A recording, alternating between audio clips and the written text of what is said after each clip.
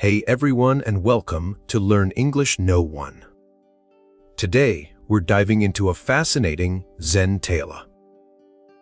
The Rice Pounder's Enlightenment. Let's get started. Once, way out in a remote part of China, there stood a massive monastery. About 500 monks called it home, all dedicated to the path of self-realization under the guidance of their wise master, Master ZEN. One day, a young man named Ethan, around 22 years old, traveled to the monastery. He had a burning desire within him. He approached Master ZEN with respect. "Sir," he said, "I'm here because I want to understand myself, to find the truth." Master ZEN gazed at Ethan, his eyes calm yet piercing. "If you seek the truth, you must be prepared to risk your whole life, everything you have. It might take your entire lifetime to uncover it.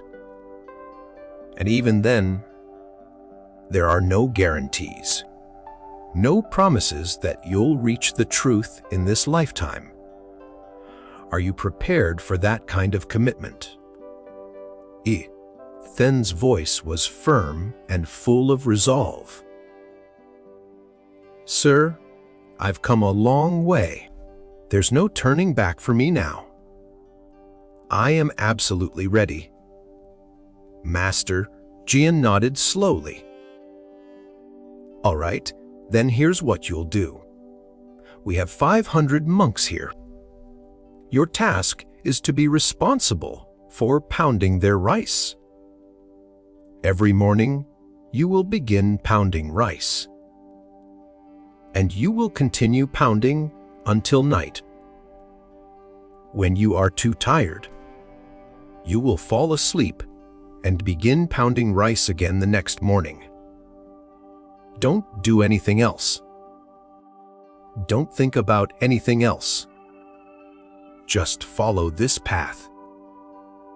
And also, don't come to me. I will come find you myself if the need arises." Ethan, now a new disciple, immediately began his duty. He started pounding rice as instructed by Master ZEN. The monastery required an enormous amount of rice, so his days were long and arduous. He would rise early, before dawn, and labor over the mortar and pestle, pounding grain after grain until the sun dipped below the horizon. Exhausted, he would collapse into sleep in the same room, waking up and doing the same thing again day after day. Oh my! He didn't talk to any of the other monks, and no one would come to him to chat. For several months, while pounding the rice, he couldn't keep his mind from racing. Thoughts, worries, and memories would come and go like waves. But as time went on, the thoughts began to lessen, since they never had any new material to latch onto. They just slowly faded away on their own. Little by little, Ethan's thoughts started to subside. Years passed, and he even forgot his own name. He became known as the Rice Pounder. He was always quiet, simply going through the motion of pounding rice in a thoughtless state. He didn't meditate, didn't read scriptures. The senior monks at the monastery looked down upon him. They considered him to be the least enlightened, a simpleton with no spiritual understanding. 12 years went by this way. 12 years of the steady rhythm of the pestle in the mortar. Then, one day, Master ZEN made an important announcement to everyone. My time is near. I must select my successor, the next head of this monastery. Any of my disciples who have attained self-realization should come and write a few lines near my door. Write lines that encompass all of your experience, lines that show that you are truly enlightened. Many monks believed they were the one. A senior monk named David, about 45 years old, known for his incredible knowledge of Buddhist scripture, went to the wall near Master ZEN's door. He considered himself to be the obvious choice. He thought he was ready to be the new master. David carefully wrote out these lines. The mind is like a mirror, where the dust of thoughts and desires collects. Meditation is the sweeping away of this dust. He whose dust has been cleared, whose mirror of mind is clean, has reached salvation. The next morning, Master ZEN woke up and saw what was written on the wall. He became extremely angry. What kind of idiot wrote this garbage on my wall? He demanded. David, the senior monk, kept quiet. The lines he had written were wise, but it was all bookish, theoretical knowledge. David was very clever, but he wasn't self-realized, so he wrote those lines but didn't add his name, because he was not sure if that is the right statement. The master completely rejected the lines. The other monks were shocked. This whole event became the main topic of discussion throughout the monastery. Later that day, two monks were walking and discussing the incident. As they walked, they passed by the rice pounder. When they walked past him, he let out a small laugh. The two monks stopped and were surprised. One of the monks said, "Why are you laughing?" They asked. They had always thought of the rice pounder as a nobody, a minor member of the monastery. No one ever saw him reading scriptures or meditating. They all assumed he was a simple man with not much spiritual insight. He just kept on pounding rice, day after day. The other monks knew of many great scholars in the monastery, and the rice pounder was just a simple man. That's why, when he smiled, they were confused. They wanted to know more. They were intrigued. They asked him again. "Why did you laugh?" they asked. The rice pounder, with no hesitation, answered, "I laughed because the master is right. Those lines are garbage. Those lines have no value."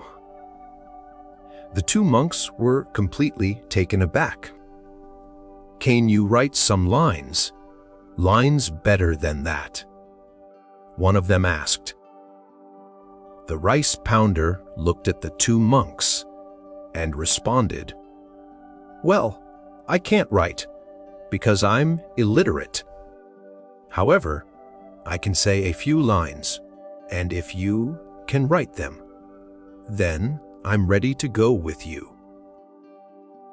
They all agreed, and they went together near Master ZEN's room. The rice pounder said the lines, and the other monk wrote them down on the wall. They wrote the rice pounder's name below them. The two monks were expecting the same angry reaction from their master again. They were so surprised with the lines the rice pounder just said. The lines were, "The mind is just an illusion.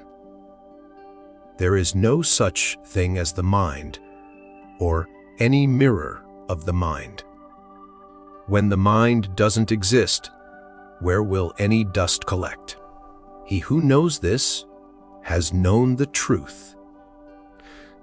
That night, Master ZEN saw the lines, and he got up immediately. He went to the room where the rice pounder was sleeping. He woke him up and said, "Take this."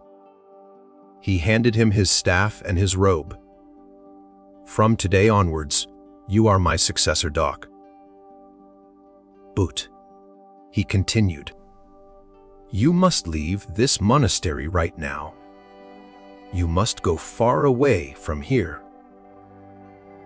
"I know," Master ZEN said, "that there are many scholars here who believe they are superior to you. They will likely kill you because they cannot tolerate that the simple rice pounder has been enlightened, while they have not. You have achieved all that I have, and you got this enlightenment just by pounding rice. I also know that wherever you will go, people will come to you, because when a flower blooms, its fragrance starts spreading everywhere." The rice pounder touched his master's feet with deep respect, and then left in the middle of the night. If we look around us, we'll notice that so many people think that meditation is only possible if you're sitting in a quiet place with your eyes closed. But in reality, it's not like that at all. Meditation can be practiced while you're walking, and even while you're doing your daily work. The real meaning of meditation is that whatever you're doing, you're so immersed in it that you're not even aware of your body. Just like the rice pounder, who became so engrossed in pounding rice that he completely lost all sense of self. And one day, while he was pounding rice, he attained self-realization. Similarly, Zen is about being in the present moment, all the time, not thinking about anything else, because the mind only exists as long as there are thoughts. When there are no thoughts, then the mind will vanish.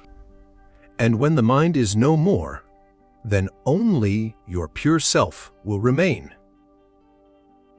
In reality, we don't need any special practice to know our true nature.